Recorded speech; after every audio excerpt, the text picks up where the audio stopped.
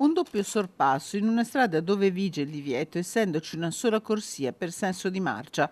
Potrebbe essere questa la causa dell'incidente avvenuto alle 7:45 lungo la strada regionale 308 del Santo. 3 i feriti trasportati in codice giallo a Padova e Camposampiero, 5 i veicoli coinvolti, 3 auto, una delle quali finita in un fossato, una moto e un mezzo pesante. Secondo la prima ricostruzione degli agenti della polizia locale e della Federazione del Campo Sampierese, lo scontro sarebbe partito dal primo sorpasso di questa utilitaria condotta da una 29enne di Castelfranco Veneto, finita prima contro la Tiguan carambolata nel fossato, poi contro la moto che si è infilata sotto un mezzo pesante. Coinvolti altri 2 veicoli, uno dei quali in sorpasso, i cui conducenti sono rimasti illesi.